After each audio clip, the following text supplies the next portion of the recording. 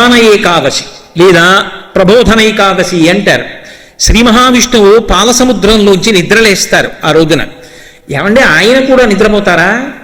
ఒకవేళ ఆయన కూడా నిద్రపోయారనుకోండి, శ్రీ మహావిష్ణువు అంటే లోకములనన్నిటినీ కాపాడవలసిన వాడు కదా, కాపాడవలసినటువంటి స్థితికర్త ఆయనే నిద్రపోతే ఆ సమయంలో ఉపద్రవం వస్తే ఎవరికి చెప్పుకోవాలి? నిద్రపోయేటటువంటి లక్షణం ఉన్నవాడు తమో గుణానికి లొంగిపోయినవాడు కదా, ఆయనకి మననేం రక్షిస్తాడు అనుకుంటారేమో. అది తామసికమైన నిద్ర కాదు, ఏదో బడలిపోయి నిద్రపోయినటువంటి నిద్ర కాదు. నిద్రాముద్రాం నిఖిల జగతి రక్షణే జాగరూకం అని దక్షిణాయనం రాగానే ఆషాఢమాసంలో మొదలు పెడతాడు ఆ నిద్ర. అది యోగ నిద్ర. చూడండి, ఏదైనా బాగా ఆలోచించవలసి వచ్చిందనుకోండి, జ్ఞాపకం రాలేదనుకోండి, ఓసారి కళ్ళు మూసుకుని ఇలా అంటాం. కళ్ళు మూసుకుని ఆలోచన చేసినట్టే ఆయన కూడా బాహ్యనేత్రములను మూసి పడుకుంటాడు. అంటే పైకి చేస్తున్న పూజ కాదు, మనస్సుల లోపల ఉన్నటువంటి భక్తిని లెక్కలోకి తీసుకుంటాడు. దక్షిణాయనంలో ఉపాసన కాలం కాదు, లోపల మనస్సుని చూస్తూ ఉంటాడు. అందుకే వెంకటేశ్వరుడిగా ప్రతిజ్ఞ చేశాడు, ఏకేన తులసి మాత్రదలేనాపి నరోత్తమ పూజయేత్ భక్తిభావేన తం రక్షామి ఇతి మత్మనః అన్నాడు. ఒక్క తులసి దళం భక్తితో ఇస్తే చాలు, నేను లొంగిపోతానన్నాడు. ఆ భక్తి అన్నది పైకి పదార్థము చేత ప్రకటనం కాదు. ఎన్ని తెస్తే భక్తి అని మీరు అనగలరు? ఎవరి శక్తిని బట్టి వారు తెస్తారు. శక్తిని బట్టి తేవడం కాదు, ఎవరి భక్తి అన్నది ఆర్ద్రత, ఎవరి మనసులో ఎంత ఉన్నది దాన్ని బట్టి ఆయన అనుగ్రహిస్తాడు. ఆ భక్తి కలిగిన వాడు ఏమి ఇవ్వనివ్వండి ఆయన పుచ్చుకుంటాడు. ఒకనాడు కురుసభకి రాయబారానికి వెడితే ఎందరో వచ్చి చెయ్యి ఇచ్చారు. చెయ్యి పట్టుకు దిగాడా? రథంలోంచి దిగేటప్పుడు విదురుడి చెయ్యి పట్టుకు దిగాడు. ఎందుకు దిగాడు? ఏం మిగిలిన వాళ్ళు బలవంతులు కారా? ఎవరి మనసులో పవిత్రమైన భక్తి ఉన్నదో వాళ్ళ చెయ్యి పట్టుకుని రథంలోంచి దిగాడు. ఆయనకి ఎవరి మనసులో ఎంత భక్తి ఉన్నది అన్నదాన్ని ఆయన లెక్క కట్టుకుంటాడు. భక్తి అన్న మాటకు అర్థం కేవలముగా పైన చేసేటటువంటి క్రతువు ఒక్కటే కాదు, అలాగని భక్తి ఉంటే క్రతువు చెయ్యక్కర్లేదని చెప్పడము సాధ్యం కాదు. ఈ రెండు విరుద్ధములు మాత్రం కావు. నాకు నా కొడుకు మీద చాలా ప్రేమ ఉందనుకోండి, వాడు ఎక్కడో హైదరాబాద్లో ఉంటే కాకినాడలో వచ్చేటటువంటి కొత్తపల్లి కొబ్బరి మామిడి పండు బుట్ట కట్టి బస్సులో పెట్టి హైదరాబాద్ పంపించకుండా ఉండలేను. అలాగని కేవలం మామిడి పండ్లు ఒకటే పంపిస్తూ ఉండడం వాడి మీద ప్రేమ కాదు. అలాగే భగవంతుని మీద భక్తి ఉంటే పూజ చెయ్యకుండా ఉండలేదు. కేవలం పూజ ఒక్కటే చేస్తే భక్తి అని చెప్పడము సాధ్యం కాదు. అందుకే భక్తి కన్నా పై స్థాయిలో మానసిక భక్తి ఉంటుంది. భగవంతుడు చెప్పినట్టుగా బ్రతుకుతానన్నది చిట్ట చివరి స్థాయి. నాకేమీ కాదు, ఆయన ఎలా చెప్పాడో అలా బ్రతుకుతా అంతే. అంతకన్నా గొప్ప భక్తి లోకంలో ఏముంటుంది? అదే ధర్మం. ఆయన ఎలా చెప్పాడో నేను అలాగే బ్రతుకుతానంతే, ఇంకొకలా నేను బ్రతకను. అప్పుడు వాడికి చచ్చిపోవడానికి విశ్వమంతా పూజామందిరమే. వాడికి పూజామందిరం అంటే ఇంట్లో గది కాదు, పూజామందిరం. అది పండిన భక్తి. ఇప్పుడు ఆ లోపల ఎంత ఎదుగుతున్నాడో అన్నదాన్ని పరమేశ్వరుడు చూస్తూ ఉంటాడు. అది చూడ్డానికి ఇక్కడ కన్నులు మూసి లోపలికి చూస్తాడు. అది యోగ నిద్ర. అది దక్షిణాయనంలో చూస్తాడు ఉపాసన కాలం కనుక. అందుకే సత్యనారాయణ వ్రతం చేసిన వాడికి పుణ్యం వస్తుందా, సత్యనారాయణ వ్రతం చూసిన వాడికి పుణ్యం వస్తుందా అంటే చెప్పడం కష్టం. ఎందుకని అంటే వ్రతం చేస్తూ సెల్ ఫోన్ మాట్లాడితే వస్తుందని చెప్పడం సాధ్యం కాదు. వ్రతం చేస్తూ అబ్బా నేను ఇప్పుడు చేసుకుంటాను అని మానసికంగా ఉపచారాలు చెప్తుంటే అక్కడ అధాంగ పూజ చెప్తున్నారు అనుకోండి, ఇక్కడ ఈయన సెల్ ఫోన్ పట్టుకుని ఇలా చేస్తున్నాడు అనుకోండి, ఈయనకు వస్తుందా? చూడ్డానికి వచ్చిన వాడు అక్కడ కూర్చుని పాదవ పూజయామి అంటే తాను కళ్ళు మూసుకుని సత్యనారాయణ స్వామి పాదాల మీద, చీలమండల మీద, మోకాళ్ల మీద, తొడల మీద, నాభి మీద, ఆ పొట్ట మీద, గుండెల మీద, నడుం మీద, భుజముల మీద, నాభి మీద, కంఠం మీద, ఆ గడ్డం మీద, ముక్కు మీద, పెదవుల మీద, చిన్న చిరునవ్వు నవ్వితే కనపడిన దంతముల మీద, కనురెప్పల మీద జాగ్రత్తగా 2 తుమ్మి పూలు కనుబొమల మీద, నుదురు మీద, చెవుల మీద వేసి చేత్తో పువ్వులు పట్టుకుని తలమించి వేస్తే జరజర జరజర కింద పడుతున్నటువంటి పువ్వులతో సమానంగా పైకి కిందకి మనసుతో చూసిన వాడెవరో అక్కడ చూడ్డానికి వచ్చిన వాడు ఉన్నాడు, వాడు వ్రతం చేశాడని వేస్తాడు ఈశ్వరుడు. మనసు ప్రధానమైంది. అందుకే నాకు తెచ్చి అని ఊరుకోలేదు. పత్రం పుష్పం ఫలం తోయం యోమే భక్త్యా ప్రయచ్చతి, నాకు భక్తితో పట్టుకొచ్చి ఇస్తే పుచ్చుకున్నానన్నాడు. అటువంటి పరమాత్మ యోగ నిద్రయందు లోకములను గమనించి ప్రబోధనైక ఏకాదశి నాడు ఆ ఉద్దాన ఏకాదశి నాడు కార్తీక మాసంలో వచ్చేటటువంటి శుక్లపక్షంలో వచ్చేటటువంటి ఏకాదశి నాడు క్షీరసాగరంలోంచి లేచి ద్వాదశి తిథి నాటికి బృందావనంలోకి వచ్చాడు. ఒకనాడు మాట ఇచ్చాడు కనుక బృందకి ఆయన తులసి బృందావనంలోకి వస్తాడు. అందుకే ఆ రోజున ఆరాధన, విష్ణు సహస్రనామ స్తోత్ర పారాయణం, దీపాలు పెట్టడం అన్నీ కూడా క్షీరాబ్ది ద్వాదశి అని ఆ తులసి చెట్టు దగ్గర చేస్తారు. ఆ ఋతువులో తులసితో పాటుగా విశేషమైన అనుగ్రహాన్ని పరదేవతా స్వరూపంగా వర్షిస్తోంది కాబట్టి తులసి కోటలో ఉసిరి కొమ్మని కూడా గుచ్చి రెండిటి గాలిని పీలుస్తూ రెండిటికి కలిపి పూజ చేస్తారు. కాబట్టి క్షీరాబ్ది ద్వాదశి, ద్వాదశి దీపాలని ప్రత్యేకంగా దీపాలు పెడతారు. మనకి నోము వ్రతము అని రెండు మాటలు కొంచెం జాగ్రత్తగా పరిశీలనం చేయవలసి ఉంటుంది. నోము అన్న మాట స్త్రీలకి సంబంధించి ఉంటుంది సాధారణంగా. వ్రతము అన్న మాట దంపతులకు సంబంధించి ఉంటుంది. దంపతులకు సంబంధించి ఉంటుంది కాబట్టి వివాహానంతరము మాత్రమే వ్రతములు ఉంటాయి. నోములు వివాహపూర్వము ఉంటాయి, వివాహానంతరము ఉంటాయి. వివాహపూర్వము నోము చేసుకునే ముందు దాని ఫలసిద్ధికి చేయవలసినది ఏది అంటే ఆడపిల్ల తల్లిదండ్రులకు నమస్కరించి తండ్రి గారి అనుమతి తీసుకుని నోము చెయ్యాలి.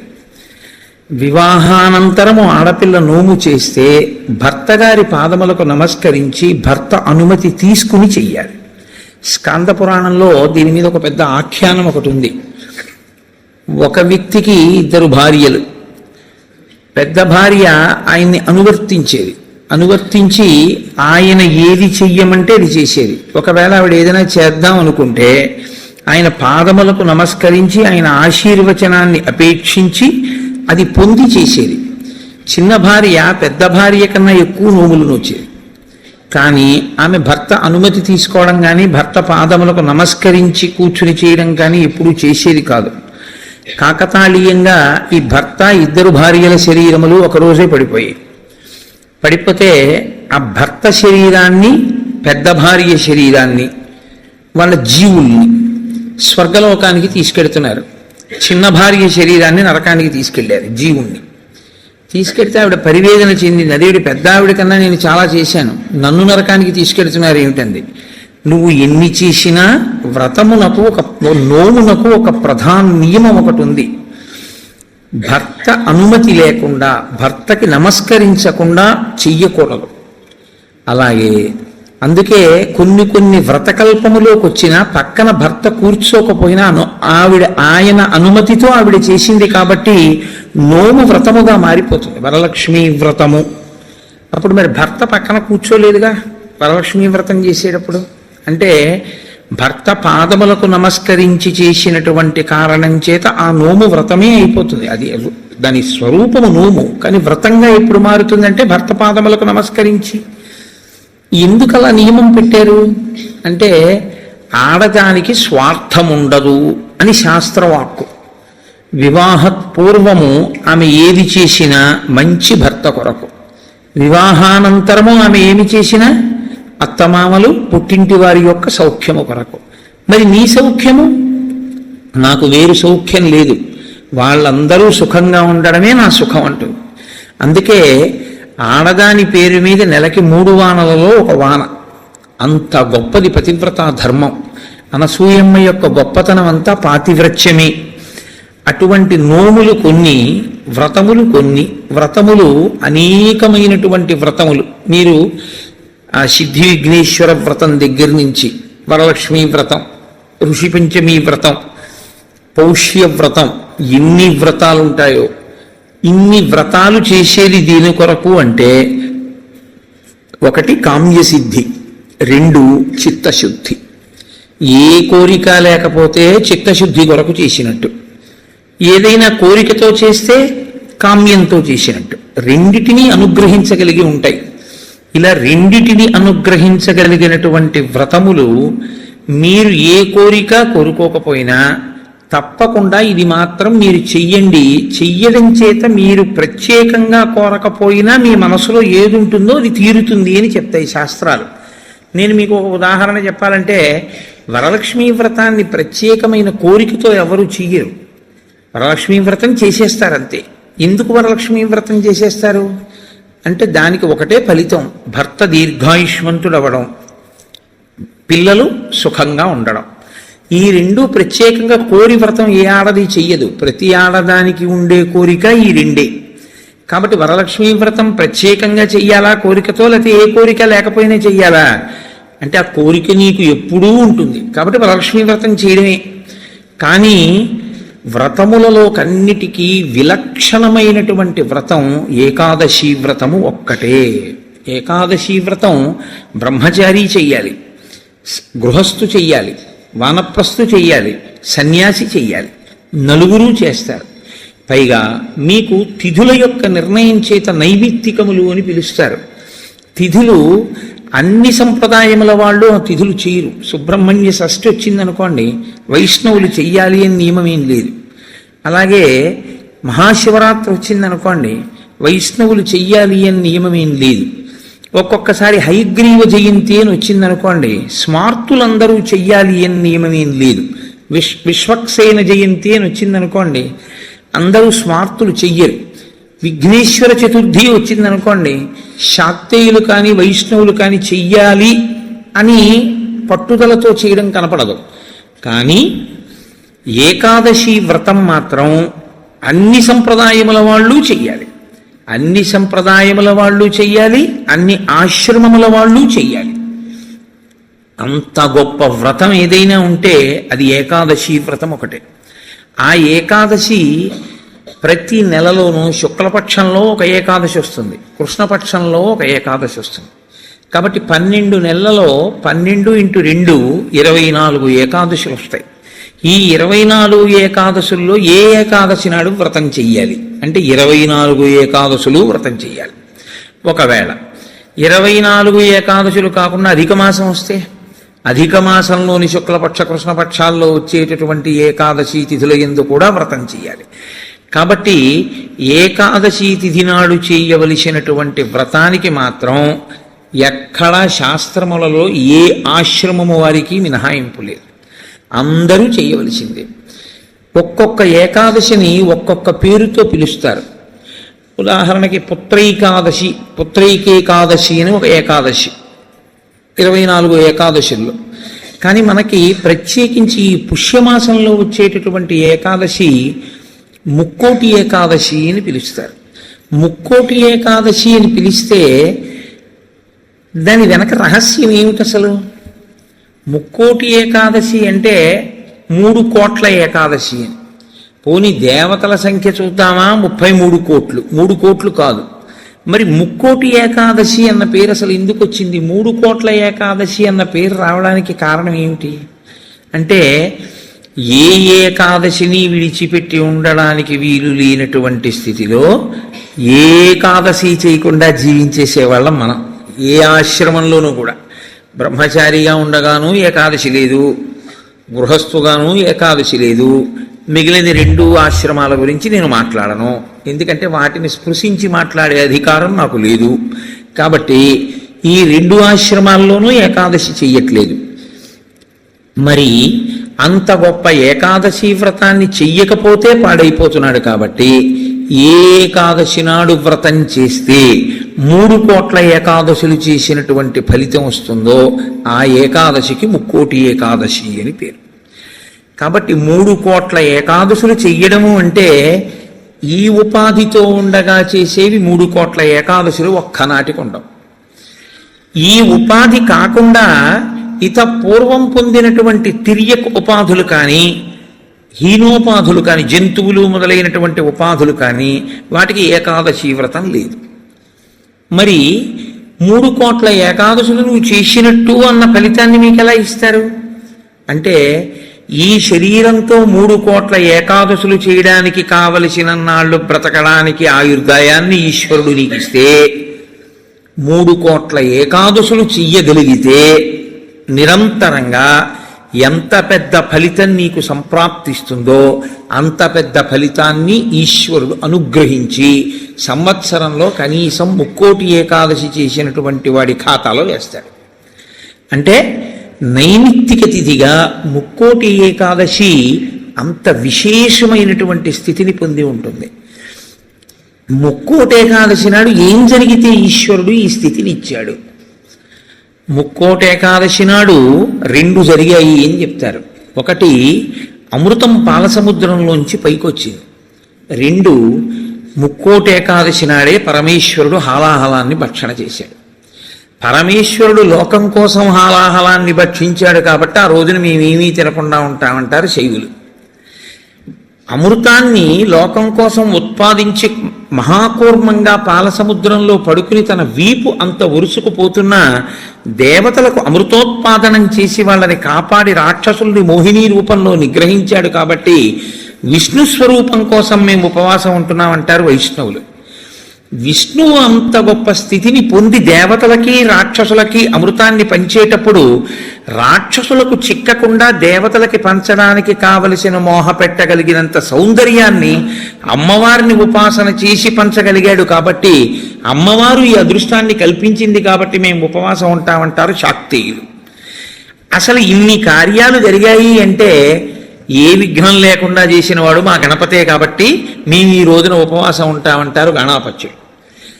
ముక్కోటి ఏకాదశి నాడు మీరు చెయ్యండి అని చెప్పవలసిన అవసరం లేకుండా అన్ని సంప్రదాయముల వాళ్ళు ఉపవాసం ఉండడానికి కారణం బాహ్యంలో అది. ఆంతరమునకు సంబంధించినంత వరకు ఏకాదశి వ్రతానికి సంబంధించి ఒక గొప్ప రహస్యాన్ని శాస్త్రం ఆవిష్కరిస్తుంది. ఈ శరీరాన్ని ఇచ్చుదండంతో పోలుస్తారు. ఇచ్చుదండము అంటే చెరుకు కర్ర. అమ్మవారి చేతిలో చెరుకు కర్ర కదు పట్టుకుంటుంది. మనకి భగవంతుడిచ్చినటువంటి చాలా గొప్ప వరం ఏమిటో తెలుసా అండి? మన ముఖం మనకి కనపడకుండా చేయడం. ఒక్క సెల్ ఫోన్ దొరికితేనే వాడు మైమరిచిపోయి 2 వీలర్ మీద సెల్ ఫోన్ చెవి దగ్గర పెట్టుకుని యాక్సిడెంట్లు చేస్తున్నాడు. ఎవడి ముఖం వాడికి కనపడింది అనుకోండి, ఇంకా ఇతరాలు ఎందుకు చూస్తాడు? వాడి ముఖం వాడు చూసుకుంటూ కూర్చుంటాడు. అద్దం దొరికింది అనుకోండి, ఎందుకంత సంతోషం? ఎవడికి వాడంత అందగాడు వాడికి లేడు. ఆ అద్దం చూసుకుంటూ మురిసిపోతుంటాడు పసిపిల్లల దగ్గర నుంచి. తన స్వరూపము, స్వ అన్న మాట వాడడం కూడా మంచిది కాదు. ఎందుకంటే శంకరాచార్యులు వారు స్వరూప అన్న మాటని వేరొక చోట వాడతారు. స్వరూపానుసంధానం భక్తిరుత్యభిధీయతే అంటారు. అందుకని తన రూపాన్ని తాను చూసుకుని మురిసిపోవడానికి ఉపకరణము దర్పణము, అద్దము. ఎప్పుడూ మనకెలా ఉంటుందంటే చెరుకు కర్రకి కింద నుంచి పై వరకు మీరు ఎక్కడ కొరకండి తీపే, అలాగే మన శరీరం అంటే కింద నుంచి పై వరకు మనకి తీపే. ఈ శరీరంలో అబ్బాయి బొట్టు పెట్టుకోరా అన్నారనుకోండి, వాడికి బొట్టు పెట్టుకోవడానికి చిన్నతనం. బొట్టు పెట్టుకుంటే వాడి అందం అంతా ఏదో పాడైపోతుందని వాడికి ఒక భ్రాంతి. అందుకని వాడు బొట్టు పెట్టుకోడు. వాడు బొట్టు పెట్టుకోక ఏం కోల్పోతున్నాడో వాడికి తెలియదు. తెలియక బొట్టు పెట్టుకోవడానికి పెద్ద భేషజం. నిజంగా నువ్వు పెట్టుకున్న బొట్టు నీకు సాంప్రదాయికమైన సౌందర్యాన్ని, ఎంత సౌందర్యాన్ని తీసుకొస్తుందో నీకు తెలియదు. ఈశ్వరుడు పుట్టుమచ్చ తీసుకొచ్చి పెట్టుంటే ఏం చేస్తావు? పెట్టుకోరా అన్న బొట్టు మాత్రం పెట్టుకోవడానికి మనకు అంత కష్టం ఎందుకని? అయ్యి బాబోయ్, ఈ శరీరం యొక్క అందం ఏమైపోతుందో అని.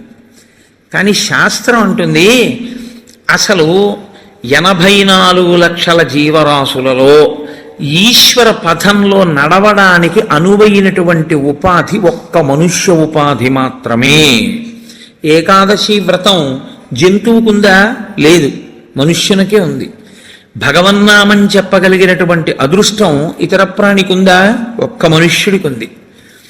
భగవత్ పూజ చేసేటటువంటి అదృష్టం ఇతర ప్రాణికుందా? ఒక్క మనుష్యునికే ఉంది.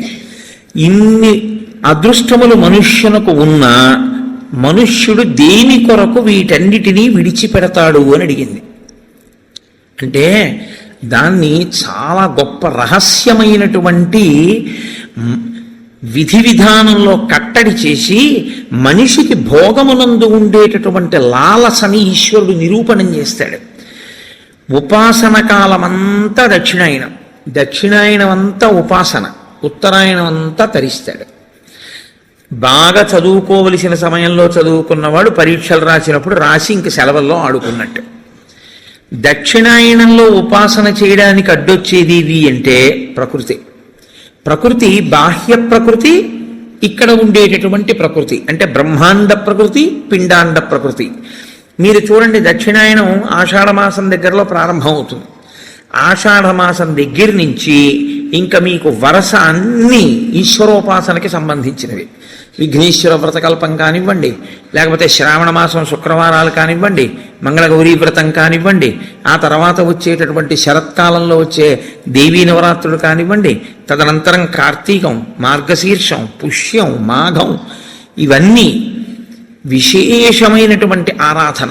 భగవంతుణ్ణి ఆరాధించి మిక్కుటమైన ఫలితాన్ని పొందడానికి కావలసిన తిథులన్నీ అక్కడే ఉంటాయి. కానీ ఈయన ఎందుకు లేవలేడు, ఎందుకు ప్రాతకాల స్నానం చెయ్యలేడు? ఒక్కటే కారణం, గాలి అక్కర్లేదు, ఉన్న తలుపులు వేసేస్తే చాలు.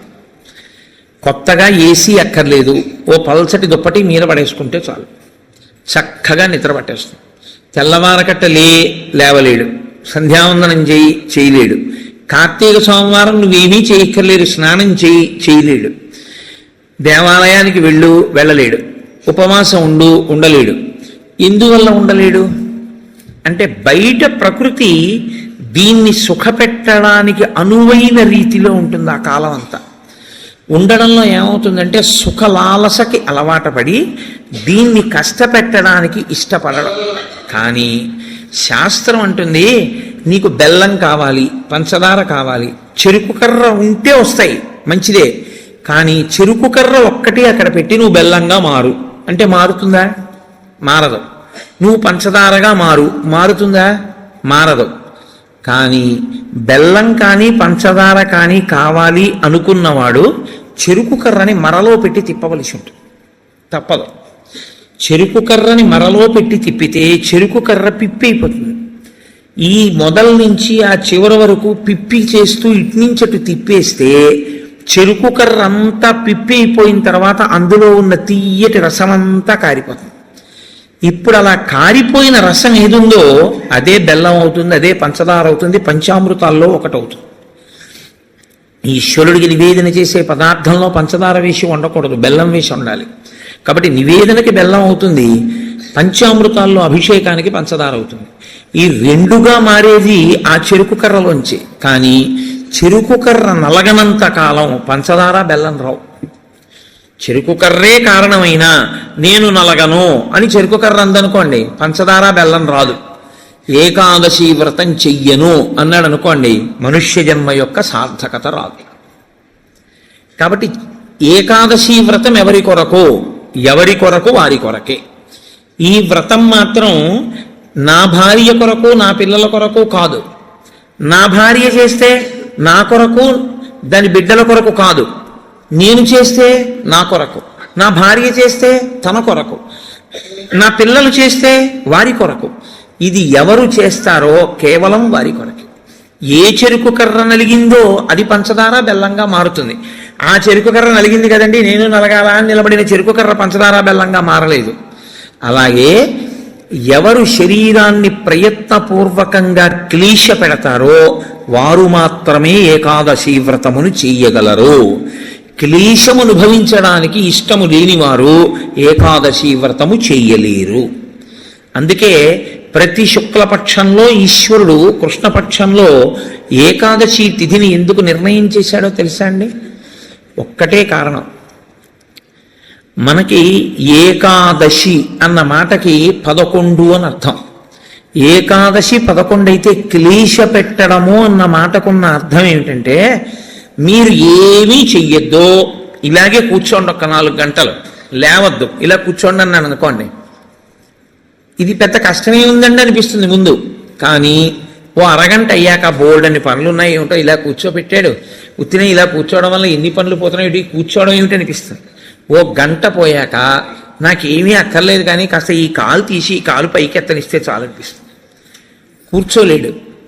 ఈ శరీరాన్ని అలా మీరు కూర్చోవడానికి అనువుగా 4 గంటలు కూర్చోబెట్టగలిగారు అనుకోండి, క్లేశపడి అయినా ఆసనం మారకుండా పూజలోంచి పైకి లేవకుండా ఆవలించకుండా ఒళ్ళు విరవకుండా మీరు పూజా మందిరంలో కూర్చోగలిగితే శరీరము క్లేశపడుతోందని తెలిసినా మీరు దాన్ని అలా కూర్చోపెట్టగలిగితే మీ శరీరము కన్నా మీ మనసు పైన నిలబడి అధికారాన్ని పొందింది అని గుర్తు.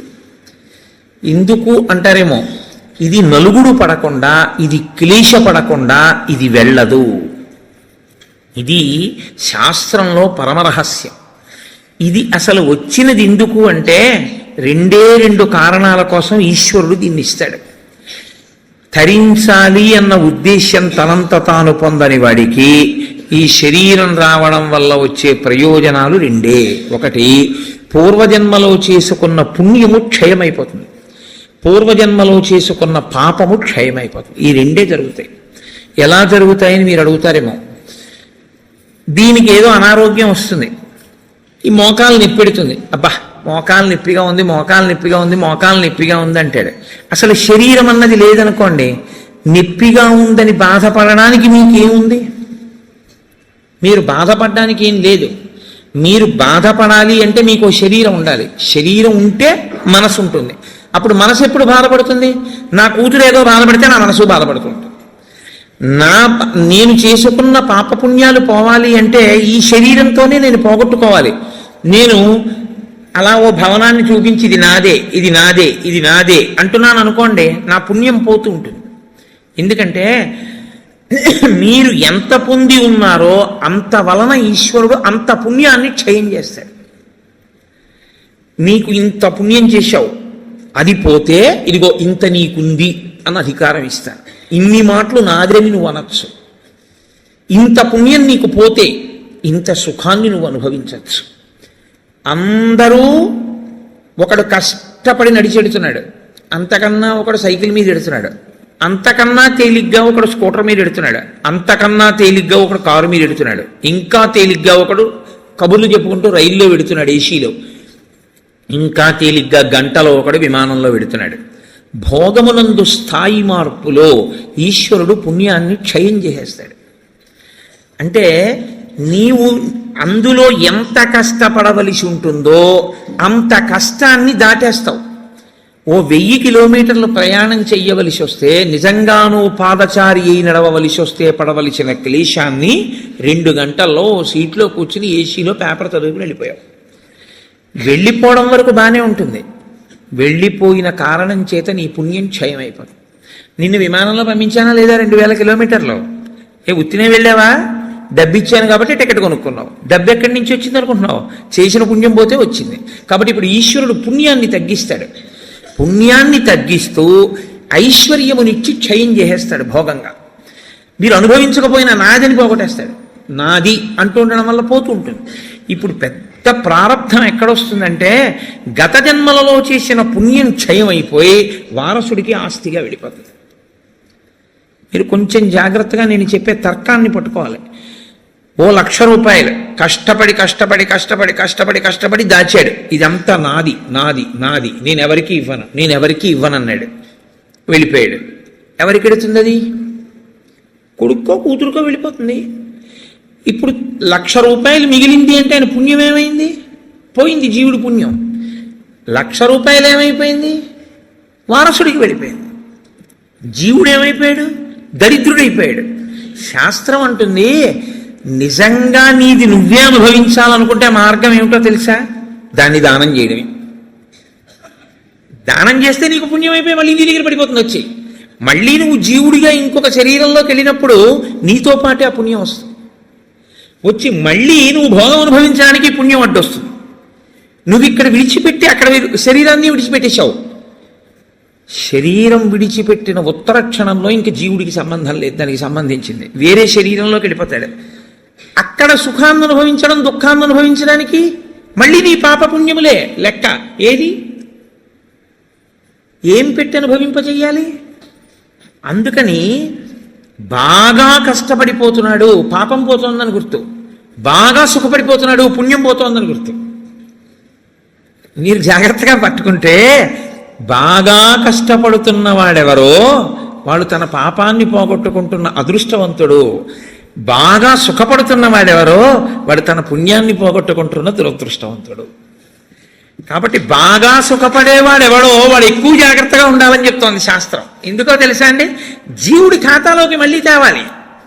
జీవుడి ఖాతాలోకి మళ్ళీ తేవాలంటే ప్రయత్నపూర్వక త్యాగం చెయ్యాలి. త్యాగే నైకే అమృతత్వ మానసు. అది చెయ్యవు, జీవుడు దరిద్రుడవుతాడు. శరీరాన్ని ఉందండి, ఇందులో ఎన్నాళ్ళు ఉంటావు? ఇదో అద్దె కొంప. భగవాన్ రమణులు చెప్పినట్టు ఇవాళో రేపో ఖాళీ చేసేయాలి. ఖాళీ చేసేసి వెళ్ళిపోతారు. వెళ్ళిపోయిన తర్వాత అందులోకి వెళ్ళిన తర్వాత అయ్యా మళ్ళీ నేను విమానం ఎక్కుతానండి, అయ్యా మళ్ళీ నేను గుర్రం ఎక్కుతానండి, అయ్యా నేను మళ్ళీ ఏనుగులు ఎక్కుతానండి, మళ్ళీ నేను ఉపన్యాసాలు చెప్తానండి అంటే నీ మొహం గతంలో నువ్వు చెప్పిందే ఉంది, నువ్వు చేసిందే ఉంది. పావలాకా చుచ్చుకోకుండా చెప్పింది ఏమైనా ఉందా మళ్ళీ చెప్పడానికి? నువ్వు భక్తితో చెప్పింది ఏమైనా ఉందా? కీర్తి కండూతి లేకుండా నువ్వు చెప్పింది ఏమైనా ఉందా మళ్ళీ నువ్వు చెప్పడానికి? నువ్వు ఏదీ కోరకుండా ఈశ్వరుణ్ణి నమ్మి ఇలా పెట్టింది ఏమైనా ఉందా? దాన్ని అక్షయం ఈశ్వరుడు చేయడానికి. పుణ్యమన్న కోరికతో కాదు, ఈశ్వరుడు ఇచ్చాడు ఈశ్వరుడికి ఇస్తున్నాను అని ఇవ్వగలవా? భవతే విష్ణు స్వరూపాయతే అంటూ ఇవ్వగలవా? అలా ఇవ్వగలిగితే అక్షయం చేస్తాడు ఈశ్వరుడు దాన్ని. నువ్వు ఇచ్చిన రూపాయి ₹1,00,00,000 అయిపోతుంది పుణ్యంలో. అది చమత్కారం. అది అసలు జీవన విధానమునందుండేటటువంటి పెద్ద రహస్యం. అందుకే ధర్మశాస్త్రం ఎంత దాచాలి, ఎంత ఖర్చు పెట్టాలి, ఎంత దానం చెయ్యాలి కూడా చెప్పేసింది. తనకి కావలసినంత ఖర్చు పెట్టుకోనివాడు తనని తాను ఖేద పెట్టుకున్నవాడు. తనకి కావలసిన దానికన్నా ఎక్కువ ఖర్చు పెట్టినవాడు తన భవిష్యత్ తరాలకి ద్రోహం చేసినవాడు. తనకి కావలసిన కన్నా ఖర్చు పెట్టడం అంటే అసలు నీకున్నదంతా దానం చేయమని శాస్త్రం చెప్పదు. ఎందుకో తెలుసా అండి? గృహస్థుకి నియమం ఉంది, బిడ్డలకి విడిచిపెట్టాలి, విడిచిపెట్టకుండా వెళ్ళకూడదు. కానీ 3వ వంతు మాత్రం దానం చేసుకోకపోతే జీవుడు పాడైపోతాడు. పుణ్యం పోయింది, మళ్ళీ పుణ్యం ఏది జీవుడి ఖాతాలో? అందున అసలు ఏ ప్రతిఫలాపేక్ష లేకుండా ఈశ్వరుడు ఇచ్చాడు, ఈశ్వరుడు కొరకు అంటూ ఇచ్చిన వాడిది 1 కోటి చేస్తూ పెడతాడు ఈశ్వరుడు. కాబట్టి క్లేశము లేక నీవు తరించలేవు. ఇది సనాతన ధర్మమునందు అంతర్లీనమైనటువంటి ప్రతిపాదన. మీ జీవితంలో మీరు ఎప్పుడూ మీ కొరకు మీరు కాకుండా మీరు పక్కవారి కొరకు కూడా ఏదో చేస్తూ ఉండాలి. దేని కొరకు అంటే వాడికి లేనివాడని కాదు. భవతే విష్ణు స్వరూపాయతే.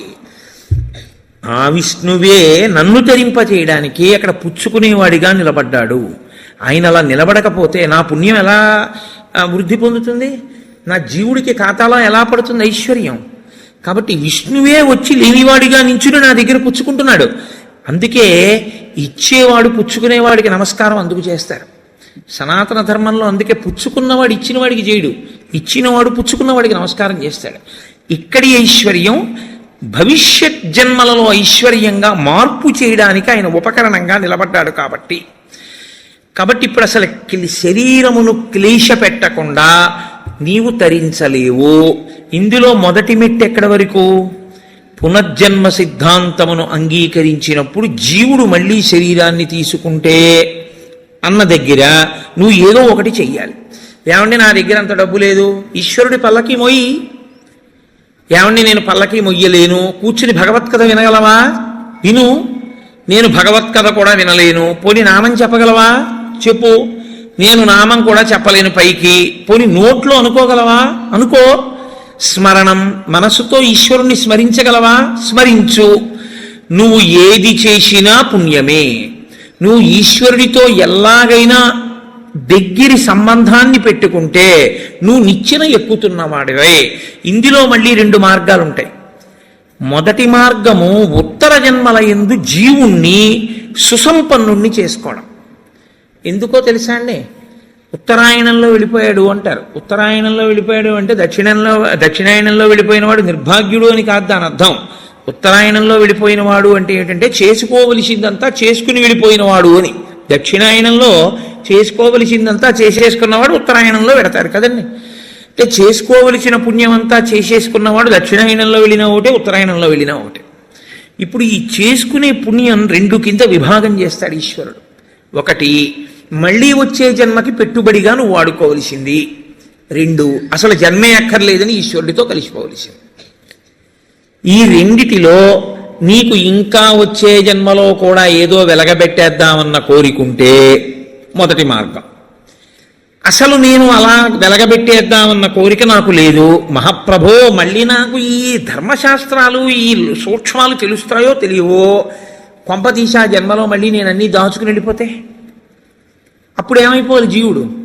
నాకు అది వద్దు ఇది వద్దు, నాకు అది సున్నైపోవాలి ఇది సున్నైపోవాలి, పాపము పుణ్యము రెండు ఉండకూడదు నాకు.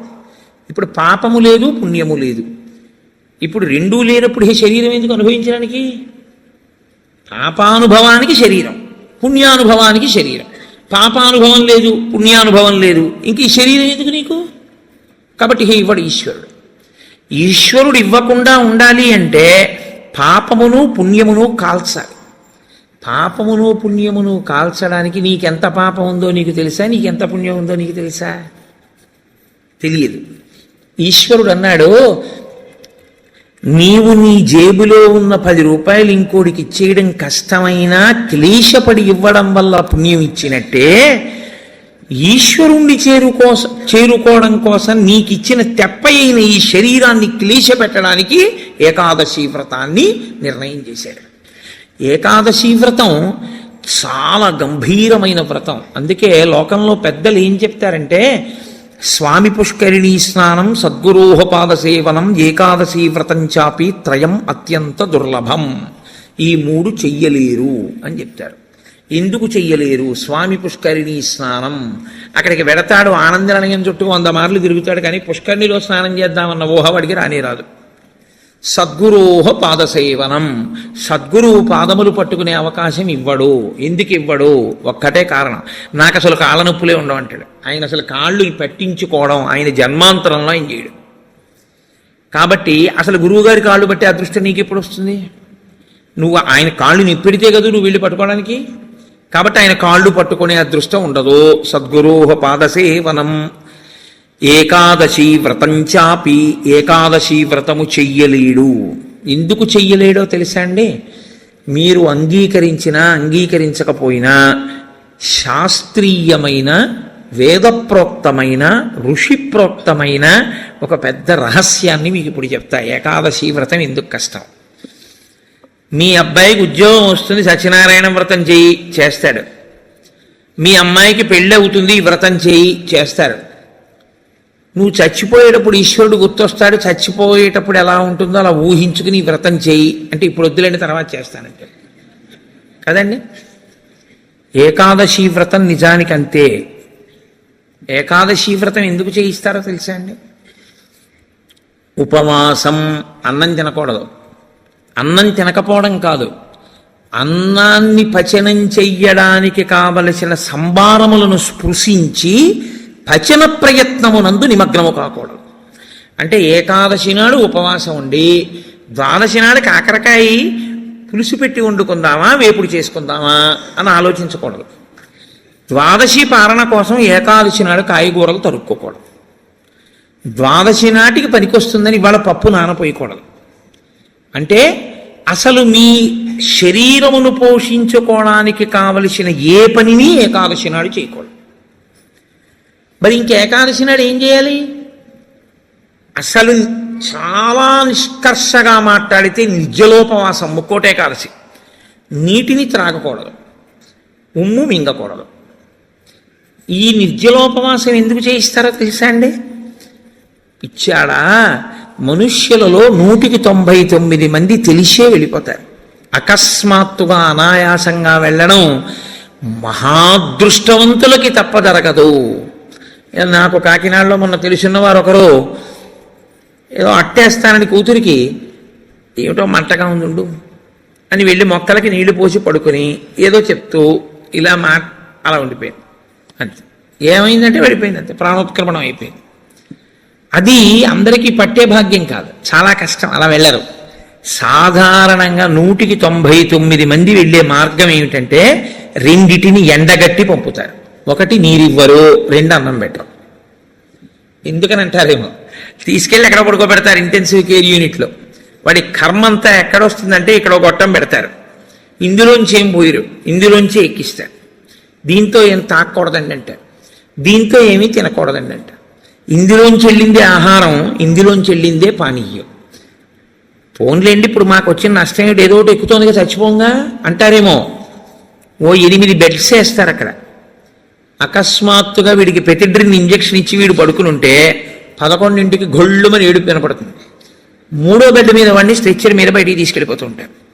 వీడికి గుండెలు గుబక్కుమంటాయి. 11 మంచాలు ఉండేవి, 3వ మంచం వాడు వెళ్ళిపోయాడు. వీడు 8వ మంచం వాడు అయితే పర్వాలేదు, వీడు 1, 2 అయ్యాడు అనుకోండి. వీడి కర్మే. నేను చూశానండి, నేను యథార్థంగా చూశాను ఒక హాస్పిటల్లో.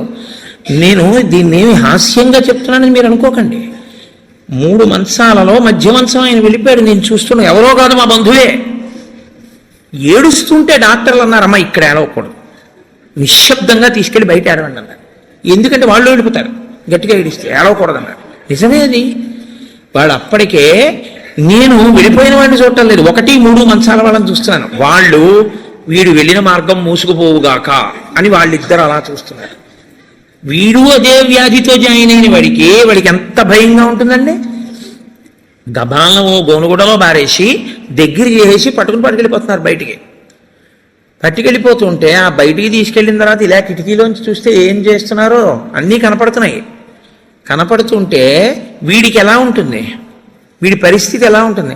నాన్న రామకృష్ణ అనుకో ఇప్పుడు, అంటే నీ మొహం ఇచ్చా ఎక్కడంటానంట,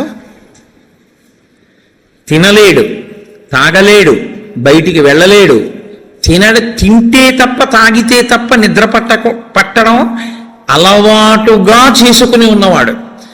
కడుపు నిండా తింటే కనుబడిపోతుంది.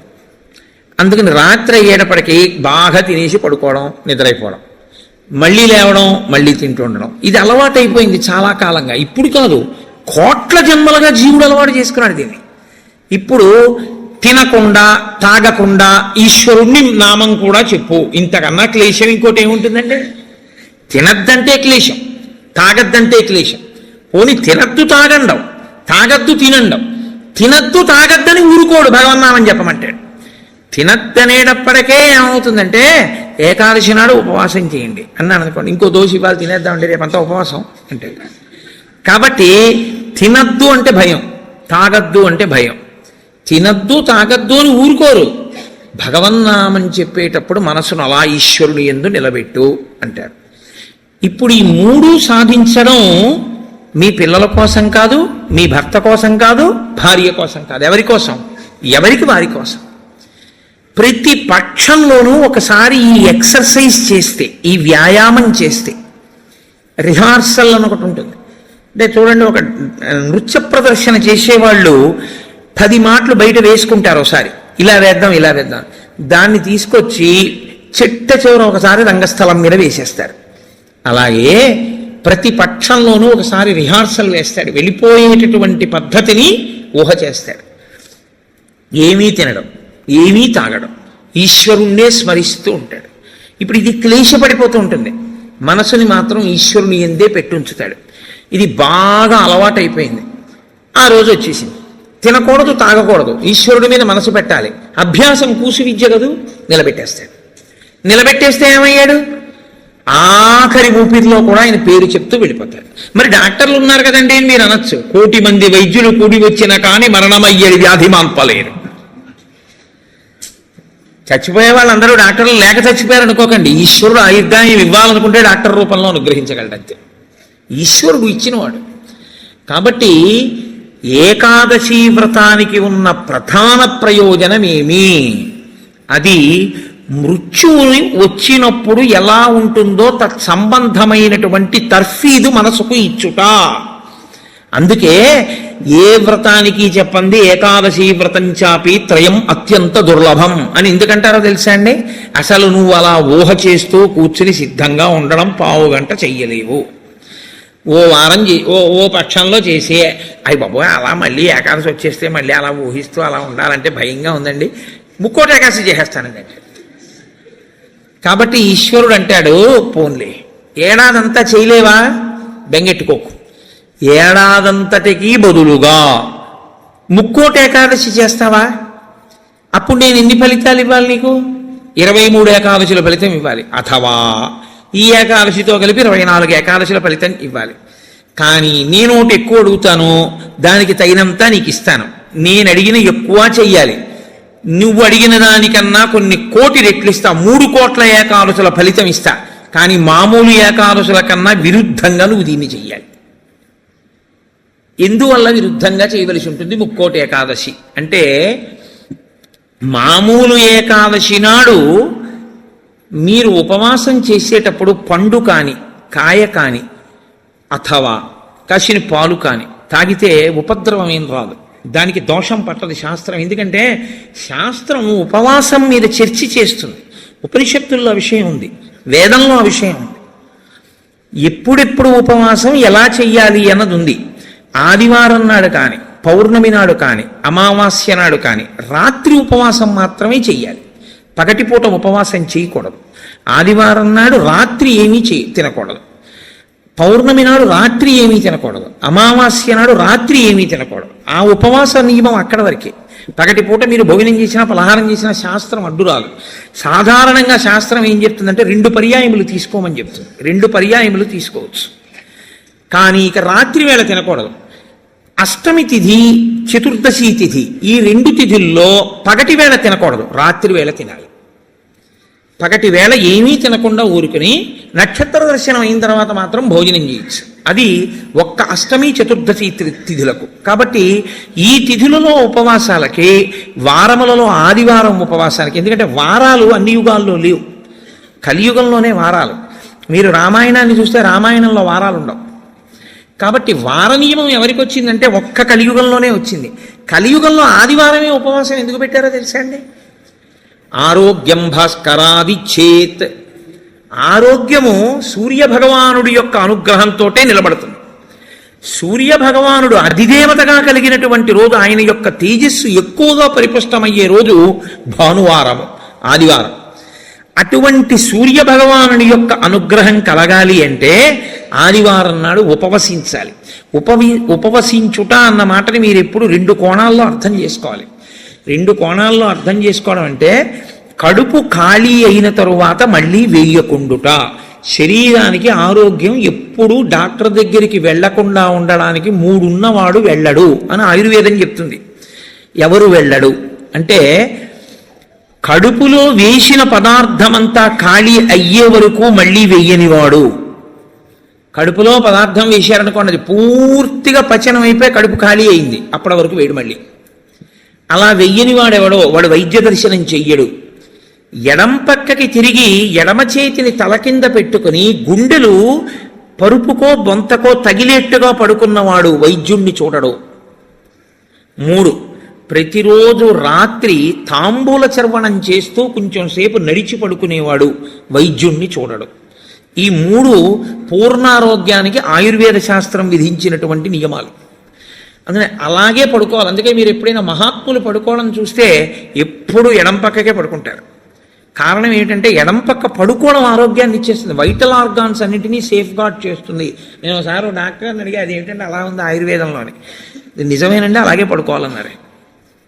అంతేనండి, మేమైనా అలాగే చెప్తాం, ఎడం పక్కకి తిరిగి పడుకుంటే చాలా మంచిది కోటేశ్వరరావు అన్నాడు. కాబట్టి నేను పురాణాల్లో ఉన్న ఎన్నో విషయాలు డాక్టర్లను అడుగుతుంటే వాళ్ళు నిజమేనండి ఇవన్నీ అంటుంటారు. నేను శరత్కాలంలో అమ్మవారి పూజ ఎందుకు చేస్తారు అన్నదాని గురించి దేవి భాగవతంలో ఉన్న విషయాలని కొన్నింటిని ఒకసారి డాక్టర్ గారిని అడిగితే ఆయన నాకు తెల్లబోయే రహస్యాలు చెప్పాడు. మీరు చెప్పినవే హ్యూమన్ ఎనాటమీలోకి మార్చి చెప్తే మాకేం చెప్తారంటే, చలికాలంలో తమంత తాముగా నాడులన్నీ కూడా సన్నబడిపోతాయి. చలిగాలికి కొవ్వు చిన్న చిన్న చిన్న చిన్న చిన్న చిన్న గింజల్లా ఉండి పరిగెడుతుంటుంది రక్తంలో. ఎప్పుడైతే నాడులు ఇలా రక్తనాళాలు సంకోచించాయో అది వెళ్ళి ఆగుతుంది. వెనక నుంచి వస్తున్నది వచ్చి దాన్ని తగులుకుని ఆగుతుంది. గసగసాలు ఒకదాన్నొకటి తగులుకున్నట్టుగా తగులుకుని ముద్ద కట్టి ఆగుతుంది. రక్త ప్రవాహం ఆగిపోయి స్ట్రోక్స్ వస్తాయి. చలికాలంలో స్ట్రోక్స్ వస్తాయి కాబట్టి అలా రాకుండా ఉండడానికి దేవీ నవరాత్రులు చేయిస్తారు. దేవీ నవరాత్రుల్లో మృత్యుదంస్త్ర బయటికి వస్తుందని చెప్పడానికి కారణం అది అని నేను ఒకసారి దేవీ భాగవతం శ్లోకాలు మా ఇంటికి వచ్చిన డాక్టర్ గారికి చూపిస్తే, యథార్థంగా మాకు వైద్యం చెప్పినప్పుడు దీన్ని ఇంగ్లీష్లో ఇలా చెప్పారండి, దాన్ని ఆ రోజు ఋషులు ఇలా చెప్పారన్నమాట అని ఆయన తెల్లబోయాడు. కాబట్టి మన ఋషులు అద్భుతంగా దాన్ని అన్వయం చేసి తీసుకొచ్చి చూపిస్తారు. కడుపులో పదార్థము పూర్తిగా అయిపోయేంత వరకు మళ్ళీ పదార్థం అందులో వెయ్యకూడదు. మీరు ప్రతిరోజు అలా వేస్తూ పెడుతున్నారనుకోండి, మళ్ళీ అది కడుపు ఖాళీ అవగానే మళ్ళీ వేశారు. మళ్ళీ అందులోంచి రసాయనాలు ఊరాలి, అది మళ్ళీ తిరుగుతూ ఉండాలి. మీ ప్రయత్నం లేకుండా ఎప్పుడూ తిరుగుతూ మీ ప్రయత్నం లేకుండా ఆగిపోయేటటువంటి స్పందనలు శరీరంలో ఈశ్వరాధీనములై కొన్ని ఉంటాయి. వాటిని మీరు అసలు ఆపలేరు. ఊపిరితిత్తి, గుండె ఇలాంటివి మీరు ఆపు అని అడగను లేరు. నువ్వు విశ్రాంతి తీసుకోవన్నా ఆగను. ప్రయత్నపూర్వకంగా మిగిలిన వాటి ఆరోగ్యం కోసం ఒకదాన్ని ఆపమని చెప్పింది శాస్త్రం. దేన్ని ఆపాలి అంటే కడుపులో ఉన్న కండరముల యొక్క కదలికకి విశ్రాంతినిమ్మని చెప్పింది. కడుపులో ఉన్న కండరములకు విశ్రాంతిని ఎవరిస్తారో అటువంటి వారి ఆరోగ్యము బాగుంటుంది అని. కడుపులో ఉన్న కండరముల కదలిక ఎప్పుడు ఆగుతుందంటే దాని లోపల పదార్థమును వేయడం ఆపితే ఆగుతుంది. అందుకని ఏం చేస్తారంటే ఉపవాసము అన్న పేరుతో లోపల పదార్థం వెయ్యరు. వేయకపోతే ఏమవుతుందంటే కండరములు కదలవు. కండరములు కదలకపోతే కంటికి కడుపుకి దగ్గర సంబంధం. కడుపు నిండకపోతే, కడుపు ఖాళీగా ఉంటే కనురెప్ప పడదు. కనురెప్ప పడకపోతే మీరు ఈశ్వరుడి యందు దృష్టి నిలబెట్టి ఈశ్వరుడి యొక్క ఆరాధన చెయ్యగలరు. కాబట్టి ఉపవాసం అన్న దాంట్లో అన్నం తినకుండా ఉండడం అనేటటువంటిది ప్రధానమైన నియమము. దీనికి మినహాయింపిచ్చి ఎట్టి పరిస్థితుల్లో చెయ్యకూడని వాళ్ళని ఇద్దరిని చెప్పింది శాస్త్రం. 8 ఏళ్లకు ముందున్నవాడు 80 ఏళ్ళు దాటినవాడు ఉపవాసం చేయరాదు జీవితంలో. ఈ ఇద్దరికీ నిషేధం. 8 ఏళ్ళు కిందున్న వయస్సు, 80 ఏళ్ళు పూర్తయిన వాళ్ళు ఉపవాసం చేస్తే పాపం, వాళ్ళు చేయకూడదు. ఎందుకని అంటే వాళ్ళ శరీరం అంగీకరించింది, అందులోకి పదార్థాన్ని వేయకపోతే ఒప్పుకోదు. 3వ మినహాయింపు ఒకరికి ఇచ్చింది. కడుపులోకి పదార్థం వెయ్యకపోవడమే విషంగా మారిపోయి శరీరాన్ని పడగొట్టగలిగిన వ్యాధి ఏదైనా సంక్రమించి ఉంటే, అంటే ఒక షుగర్ పేషెంట్ అనుకోండి, ఆయన అలా ఉండిపోయాడు అనుకోండి, ఫాస్టింగ్లో పడిపోతుంది, కోమాలోకి వెళ్ళిపోతాడు. అప్పుడు ఆయన పదార్థాన్ని శరీరం నిలబెట్టుకోవడానికి కావలసినంత పదార్థాన్ని లోపలికి పంపినా ఆయన ఉపవాసం చేసిన వాడే. మీరు ఎప్పుడూ ఒకటి గుర్తుపెట్టుకోవాలి, శాస్త్రం ఎప్పుడు మాట్లాడినా చాలా ఉదారంగా మాట్లాడుతుంది. శాస్త్రము కఠినంగా అసలు ఎప్పుడు ప్రవర్తించదు. అలా చెయ్యలేరు మీరు, నిజంగా చాలా కష్టం. కాబట్టి 8 సంవత్సరముల లోపు వాళ్ళు, 80 సంవత్సరములు దాటిన వారు ఉపవాసమును చేయరాదు. ఉపవాసమును చేయరాదు అంటే పదార్థమును విసర్జించి ఉండరాదు. కాబట్టి ఉపవాసము అన్న మాటలో మీ కడుపు కండరములు కదలకుండా విశ్రాంతి ఇచ్చుట అన్నది ప్రధాన ప్రక్రియ. ఇది మీరు చూడండి, ఇవాళ రేపు పెద్ద పెద్ద ప్లాంట్స్ కూడా షట్ డౌన్ అంటారు, కావాలని ఆప్ చేస్తారు. వాటి లాంగివిటీ పెరుగుతుంది, జీవితకాలం పెరుగుతుందని. అదే అన్వయం ఋషులు శరీరానికి చేశారు. ఇది కూడా ఒక యంత్రాంగం, ఇది ఒక తెప్ప.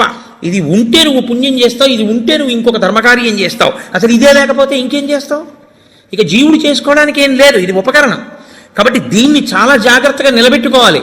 నిలబెట్టుకోవాలంటే దీని ఆయుర్దాయం పెంచాలంటే 2 రకాలుగానే పెంచాలి. ఒకటి, ఆవేశపడి ఊపిరి తీయకుండా ఉండాలి, ఎందుకంటే ఊపిరిలలో ఆయుర్దాయం ఉంటుంది కాబట్టి. 2, అదే పనిగా దొరికింది కదా అని తింటూ ఉండకూడదు. కాబట్టి ఉపవాసం చేయాలి. ఈ 2 ఎవడు చేస్తాడో వాడు దీర్ఘాయుష్మంతుడు అవుతాడు. ఎవడు దీర్ఘాయుష్మంతుడు అవుతాడో వాడు పాపం చేయడానికి దీర్ఘాయుష్మంతుడు కాకూడదు. దేనికి దీర్ఘాయుష్మంతుడు కావాలి అంటే తన జీవుణ్ణి చక్కబెట్టుకోవడానికి దీర్ఘాయుష్మంతుడు కావాలి. అలా చేసేటటువంటి ప్రక్రియలో వచ్చిన అద్భుతమైనటువంటి తిథి ముక్కోటి ఏకాదశి. ఈ ముక్కోటి ఏకాదశి నాడు సర్వేషాం భోజనద్వయం అన్నారు. అది చాలా విచిత్రమైనటువంటి మాట. అసలు ముక్కోటి ఏకాదశి నాడు నువ్వు చెయ్యవలసినది ఏదో తెలుసా? సర్వేషాం భోజనద్వయం. ఈ శ్లోకం చాలా చమత్కారమైనటువంటి శ్లోకము. అందరూ కూడా భోజనద్వయం, 2 మాటలు భోజనం చేయండి. అదేమిటండి, సర్వేషాం భోజనద్వయం అయితే ఉపవాసం ఎక్కడుంది అందులో? మరి ఇప్పటిదాకా మమ్మల్ని పట్టుకు పీకు తినేశావు, శరీరం చెరుక్కర్రన్నావు, దీన్ని నలిపేయాలన్నావు, దీన్ని క్లేశ పెట్టాలన్నావు, ఏకాదశి నాడు పెట్టకండి అన్నావు, ఉపవాసం చెయ్యండి అన్నావు, అలా 23 చేయకపోతే ముక్కోటి ఏకాదశి అయినా చెయ్యన్నావు. ఇన్ని చెప్పిన వాడివి మళ్ళీ ఇప్పుడేమంటున్నావు? ఏకాదశ్యాంతు కర్తవ్యం సర్వేషాం భోజనద్వయం. కర్తవ్యం, తప్పకుండా చెయ్యవలసిన పని. ఏకాదశ్యాంతు, ఏకాదశి నాడు ఏమి? సర్వేషాం, అందరికీ. భోజనద్వయం, 2 మాటలు భోజనం చేయండి. మరి అదేమిటి ఇప్పటిదాకా నేను చెప్పిన ఉపన్యాసం అంతా పోలా ఈ శ్లోకంలో? అది ఎందుకు శ్లోకాన్ని అలా చేస్తారో తెలుసా అండి? పెద్దలు, ఋషులు, మహాత్ములు చాలా అద్భుతమైన ప్రక్రియ చూపిస్తారు. నీకు ఆ అనుమానం బాగా రావాలనే శ్లోకాల రచన చేస్తారు. అప్పుడు నువ్వు సంతోషం ఏంటంటే నీకు కష్టపడకుండా నీకు కన్సెషన్ ఇచ్చేసినట్లు కనపడితే దాన్ని కన్ఫర్మ్ చేసేసుకోవడానికి తాపత్రయపడిపోతుంది. సుఖపెట్టడానికి ఏదైనా ఛాన్స్ ఇచ్చామనుకోండి, అబ్బా ప్రతి ఏకాదశికి నేను 8 ఏళ్లలోపు 80 ఏళ్ళు పైకి ప్రతి ఏకాదశి నాడు నువ్వు షుగర్ వ్యాధిగ్రస్తుడిని అయితే ఎంత బాగుండో అనిపిస్తుంది. ఎందుకంటే ఉపవాసం అక్కర్లేదు, ఏదో ఒకటి పడేయచ్చు లోపల. కానీ ఆ శ్లోకానికి అర్థం ఏంటంటే భోజన అంటే ఓ జనులారా, మీ అందరికీ కూడా భోజనద్వయం అంటే భోజనం 2 మాటలు చేయండి కాదు. భో అంటే ఓ జనులారా, ద్వయం 2, ఏకాదశ్యాంతు కర్తవ్యం సర్వేషాం. అందరికీ ఏకాదశి నాడు 2 నియమములు పాటించవలసినదే. ఏమిటో తెలుసా 2 నియమాలు? శుద్ధోపవాస ప్రథమ. శుద్ధోపవాసం, ముక్కోటి ఏకాదశి నాడు ప్రత్యేకించి శుద్ధోపవాసం.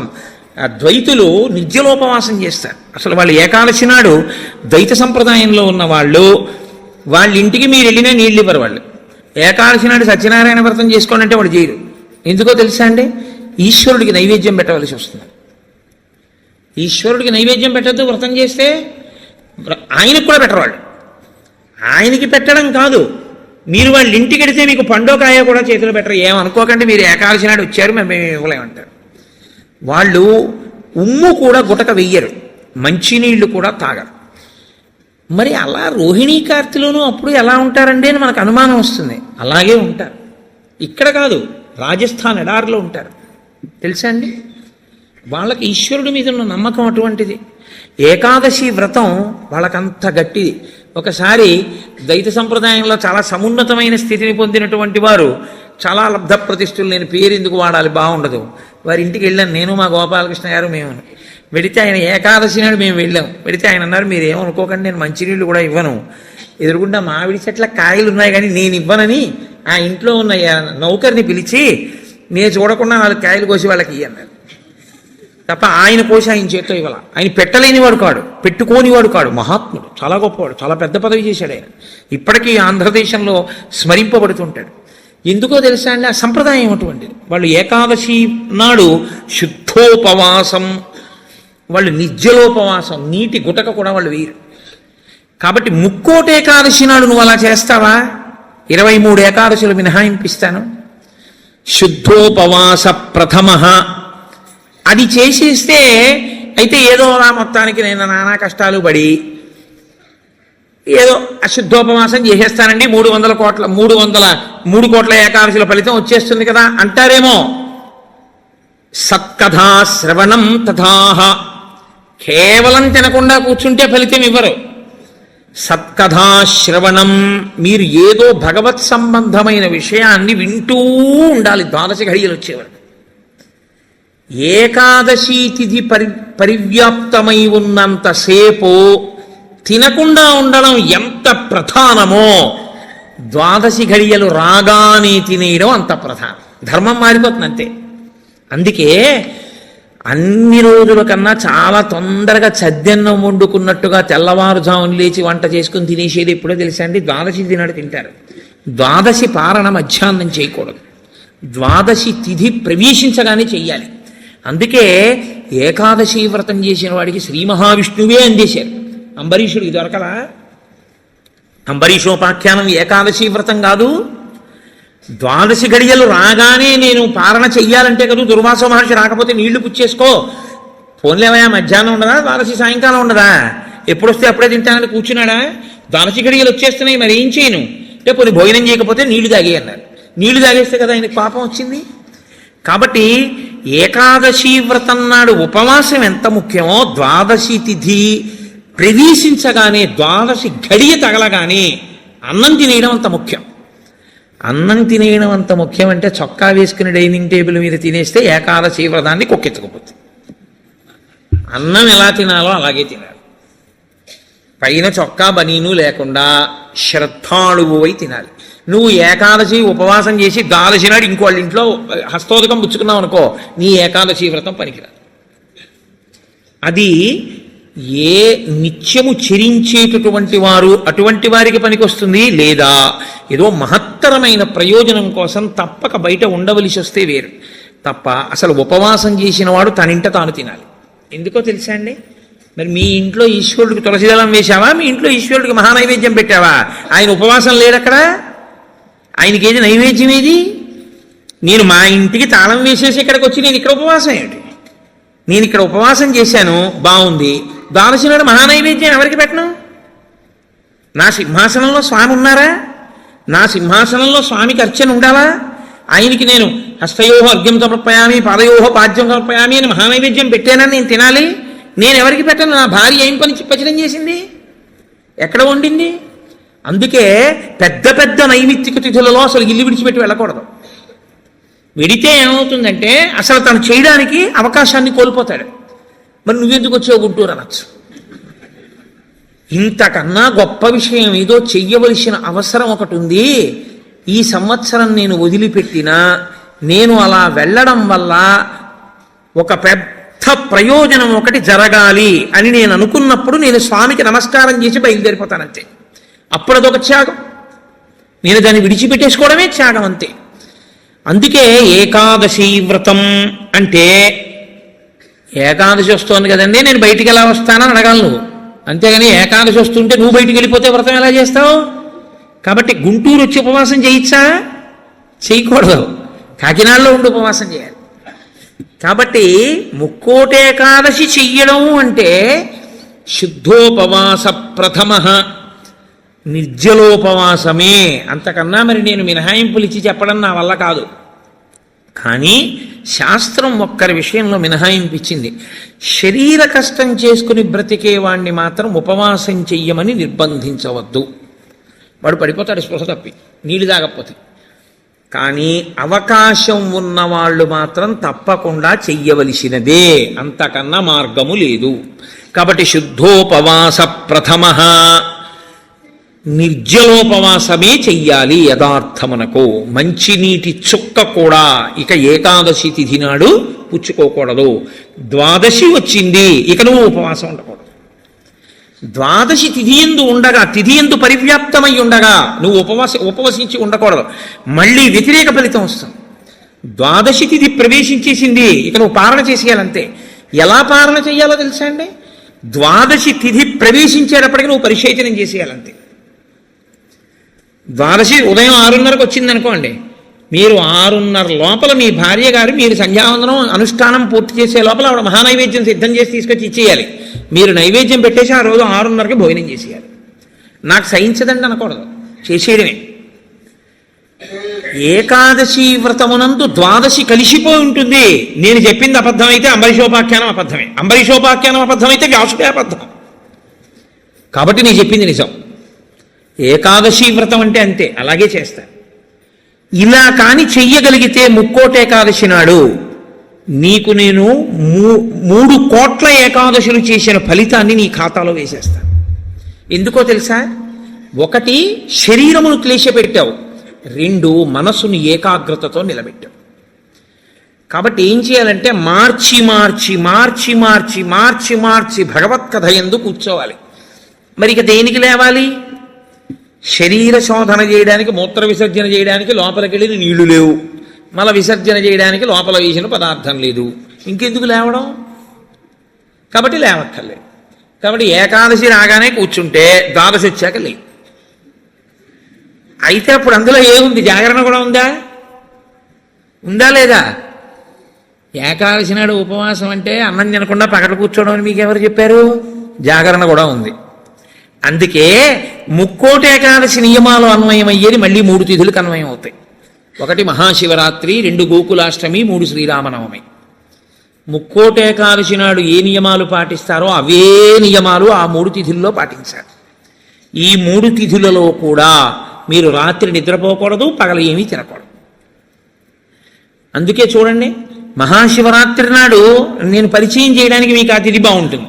మహాశివరాత్రి అంటే జాగరణతో కూడిన ఉపవాసమే. అందుకని నిద్రపోయి ఉపవాసం చేసేస్తానంటే అప్పుడు ముందు రోజు ఏ ఇంజక్షన్ చేయించేసి పడుకోవచ్చు. 12 గంటల తర్వాత తెలివి వచ్చే ఇంజక్షన్ ఒకటి. అలా కుదరదు. మీరు నిద్ర కూడా విసర్జించాలి. ఎందుకో తెలుసా అండి, నిద్ర విసర్జించడంలో చాలా పెద్ద క్లేశం ఉంటుంది. 1 తినలేదు, 2 తాగలేదు, ఒక స్థితికి వచ్చేటప్పటికీ నిస్త్రాణ కొంచెం వస్తుంది. వచ్చి ఫోన్లే అలా పడుకుంటే బాగుండు, కాస్త ఉత్తరీయం వేసుకుని అనిపిస్తుంది.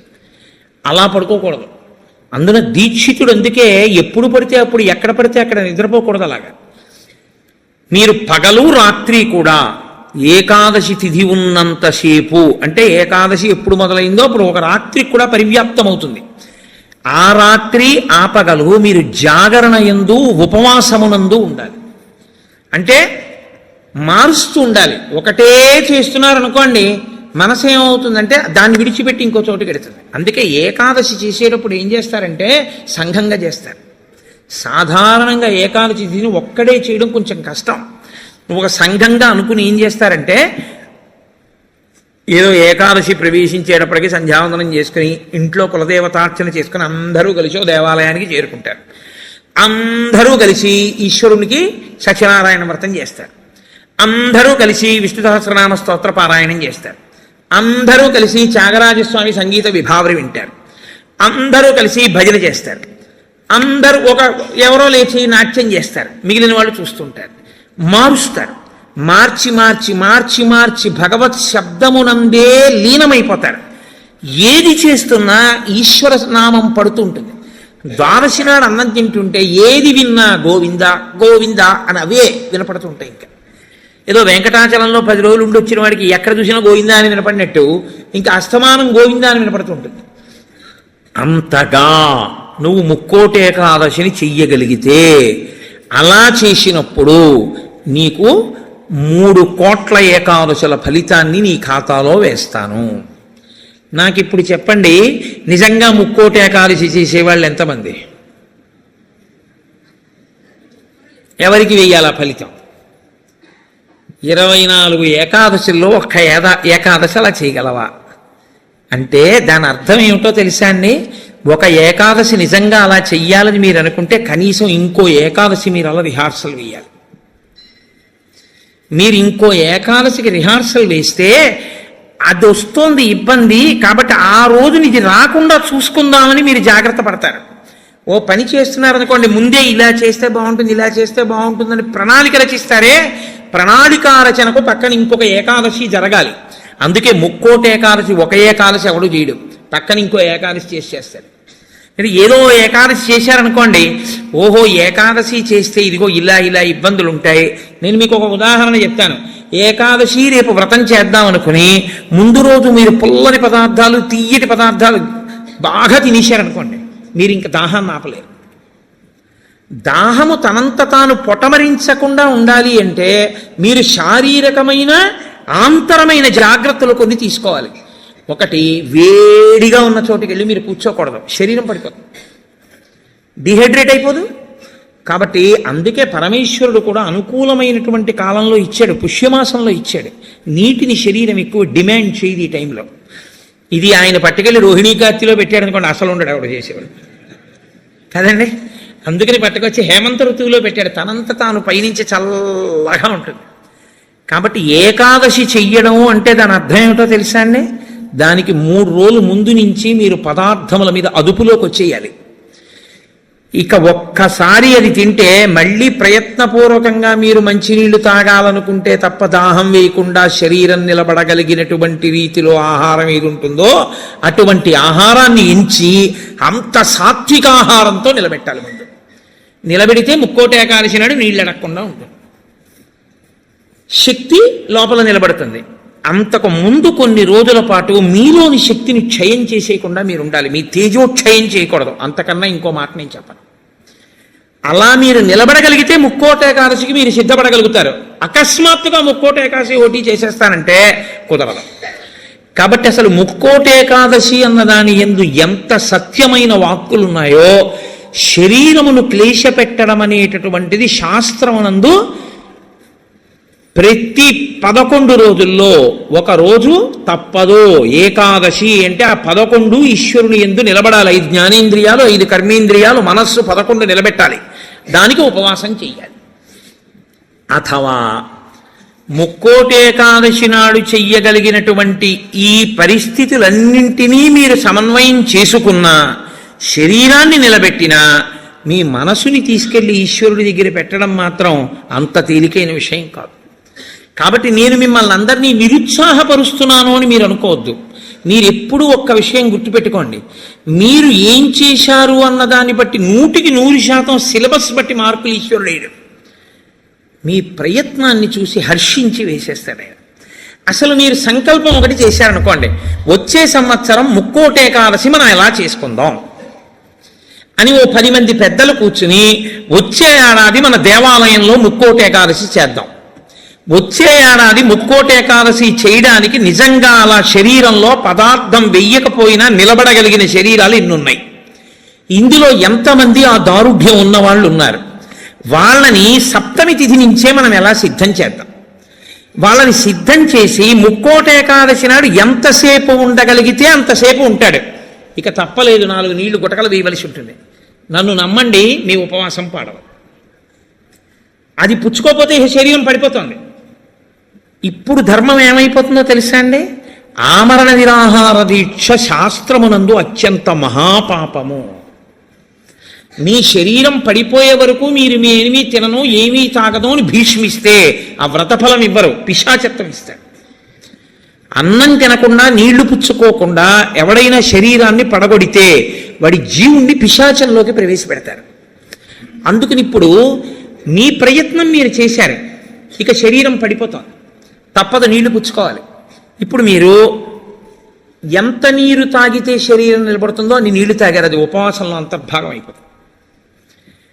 ఇప్పుడు ఒక్క అరటిపండు లోపల వేయకపోతే శరీరం నిలబడదు. ఓ అరటిపండు లోపల పడేశారు, మీకు ఉపవాసమునకు భంగము రాదు.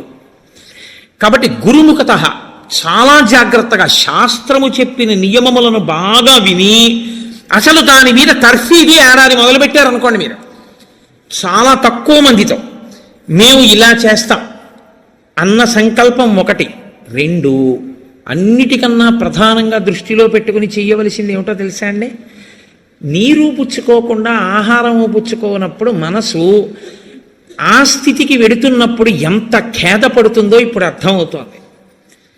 ఇప్పుడు మనసు నిలబెట్టడం అనేది ఎంత కష్టమో తర్ఫీది చేస్తానంటూ నిలబెడుతున్నాడు అనుకోండి, వాడు ఆఖరికి ఈశ్వరుని యందు కలిసిపోతాడు. ఆ ఒక్క ప్రయత్నంతో వాడికి మనసు లొంగిపోతుంది. అంతే, లొంగిపోయి ఈశ్వరనామమును ఎంత ఖేదంలోనైనా చెప్పడం వాడికి అలవాటు అవుతుంది.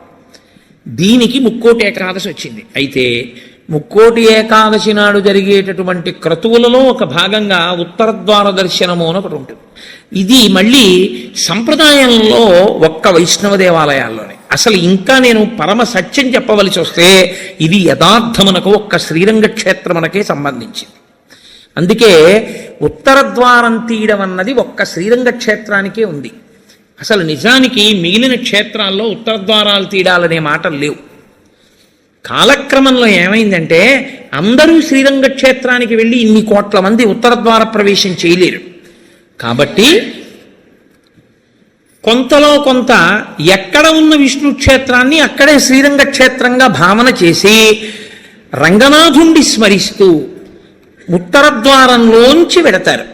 ఉత్తరద్వారంలోంచి ఆ రోజున శ్రీ మహావిష్ణువు ఏమీ చెయ్యలేనివాడు, అన్ని విధాల ఇంకా అసలు నేను ఈశ్వర ఏమీ చెయ్యలేను, నువ్వే నాకు ఆధారం, నువ్వే నన్ను తీసుకుపో అన్నవాణ్ణి ఉత్తరద్వారం తెరిచి తనతో తీసుకుపోతాడు. ఉత్తరద్వారం తీస్తే మీరు ఎటువైపు ఎడతారు?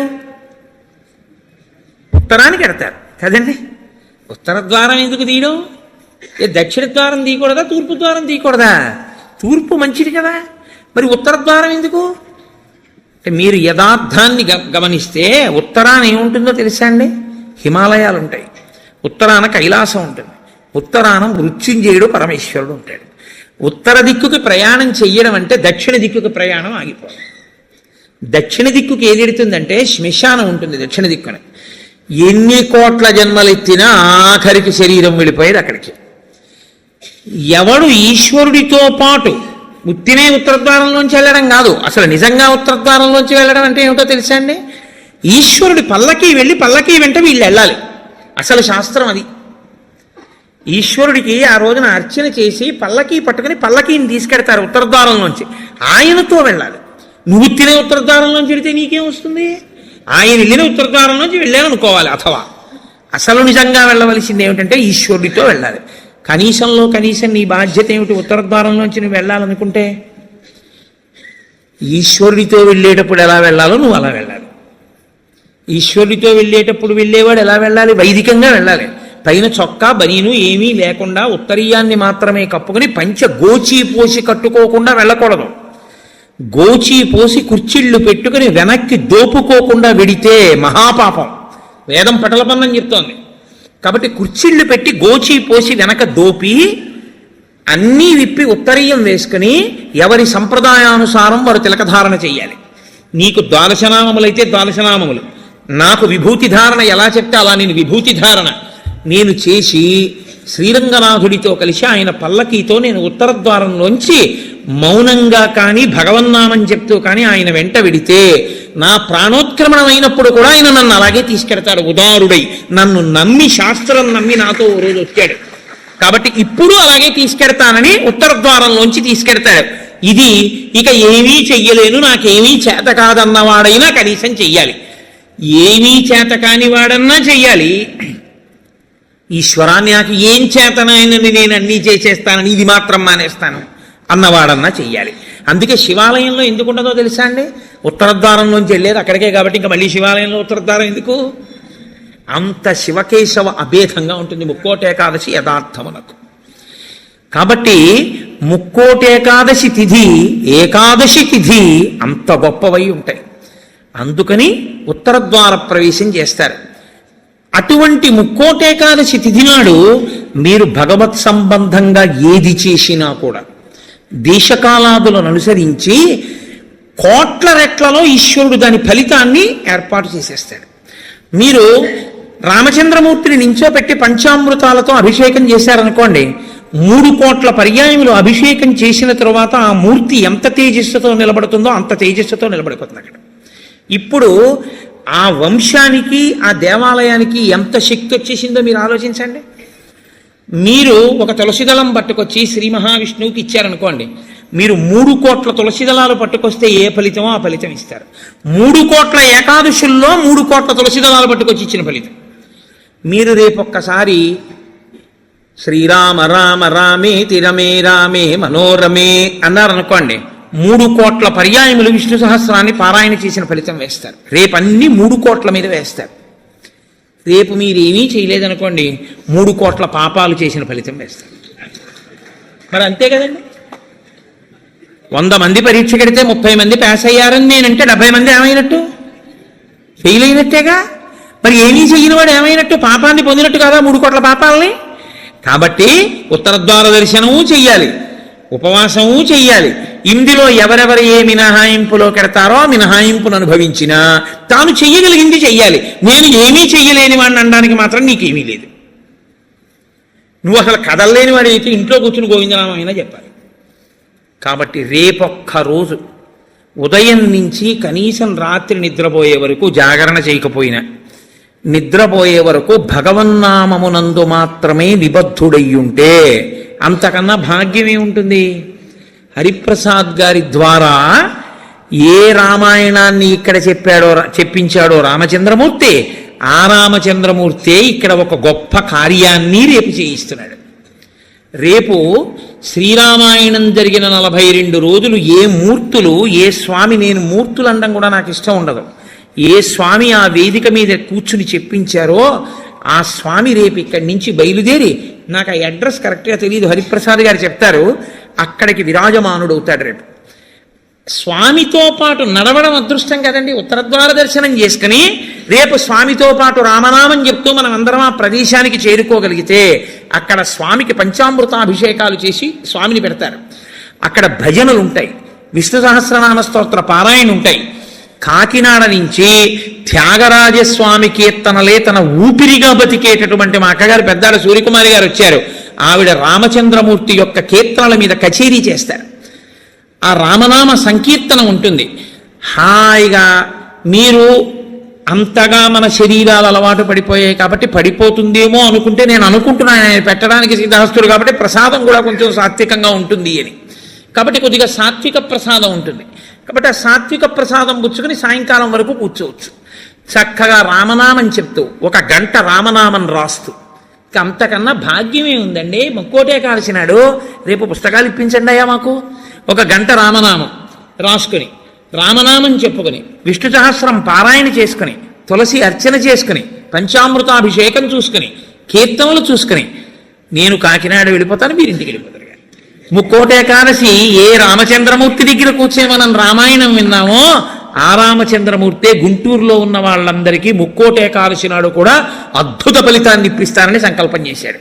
అందుకని రేపు తాను కదిలి మనని కూడా ఆయన వెంట రమ్మంటున్నాడు. అది కదా అసలు ఉత్తరద్వారం. కాబట్టి రేపు ఆయనతో కలిసి బయలుదేరుదాం. మిగిలిన కార్యాన్నంతటినీ హరిప్రసాద్ గారు మీకు వివరణ చేస్తారు. ఇంకొక విషయం, మృగశిరా నక్షత్ర సంజాతులైనటువంటి జగద్గురువులు, మహాపురుషులు, ప్రాతస్మరణీయులు ఎవరి పేరు స్మరించినంత మాత్రం చేత అజ్ఞానాం జాహ్నవీ తీర్థం, సర్వేషాం సుఖదం తీర్థం, భారతీ తీర్థమాశ్రయి. ఆయన మహానుభావుడు. సర్వేషాం సుఖదం, ప్రతి వారికి సుఖమునివ్వగలిగినటువంటి వారు.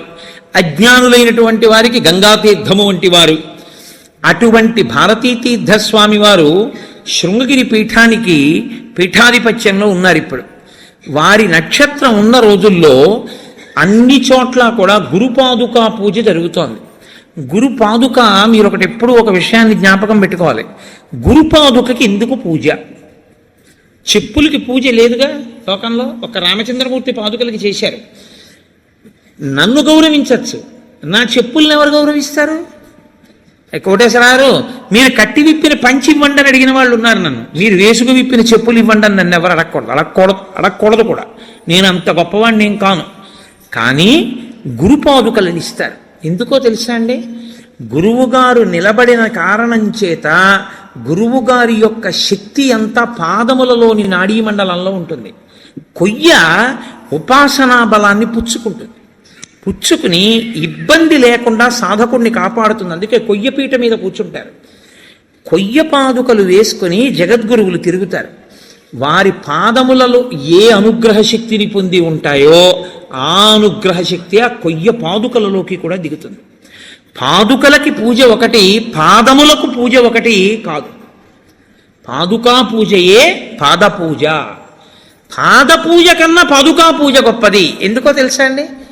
పాదాలకి పూజ చేయడంలో కనీసం నీ అహంకారం అడ్డు రాకుండా ఉంటుంది. ఆయన మహాత్ముడు రావు, ఒకసారి నమస్కారం పెడదా ఉంటాం.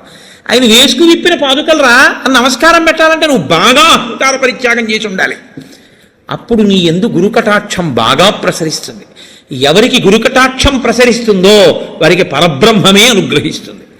కాబట్టి అటువంటి గురుపాదుకా పూజలు అనేక చోట్ల ప్రారంభమయ్యాయి. 3-4 ప్రదేశాల్లో జరిగాయిట. మీ అదృష్ట విశేషం ఏమిటంటే ఇక్కడ గుంటూరుకి కల్పవృక్షంలో దొరికారు హరిప్రసాద్ గారు. శృంగగిరి పీఠాధిపతులకి వారి ఎందున్న వాత్సల్యం చేత ఈ మృగశిరా నక్షత్రంలో ఈసారి వచ్చేటటువంటి విరోధీనామ సంవత్సర పుష్య శుక్ల చతుర్దశి అంటే పగటిపూట ఉపవాసం చేయవలసిన తిథి. పుష్యశుక్ల చతుర్దశి బుధవారం నాడు గుంటూరు శృంగగిరి పీఠంలో గురుపాదుకా పూజ జరుగుతుంది. కాబట్టి ఆ వేళలో వారు చెప్తారు, మీ అందరూ చక్కగా గురుపాదుకా పూజలో కూడా పాల్గొని తత్సంబంధమైనటువంటి ప్రసాదమును పొంది గురువుగారి యొక్క అనుగ్రహమును సంపూర్ణముగా పొందెదరుగాక అని మీకు నేను ఈ విషయాన్ని కూడా విజ్ఞాపన చేస్తూ ఇతర వివరములను మాన్య శ్రీ హరిప్రసాద్ గారు వివరిస్తారు. ఇక్కడతో నా ఉపన్యాసాన్ని పూర్తి చేస్తూ మంగళాశాసనపరై మదాచార్య పురోగమై సర్వైశ్చ పూర్వైరాచార్యై తత్కృతాయాస్తు మంగళం. మంగళం కోసలేంద్రాయ మహనీయ గుణాత్మనే చక్రవర్తి తనూజాయ సర్వభౌమాయ మంగళం. ఉమాకాంతాయ కాంతాయ కామితార్థప్రదాయినే శ్రీగిరీశాయ దేవాయ మలినాథాయ మంగళం. కరచరణకృతం వా కర్మవాక్కాయజం వా శ్రవణనైనజం వా మానసం వాపరాధం విహితం వా సర్వమేత్తక్షమస్వ శివ శివ కరుణాబ్ధే శ్రీ మహాదేవ శంభో. సర్వం శ్రీ ఉమామహేశ్వర బ్రహ్మార్పణమస్తు. స్వస్తి.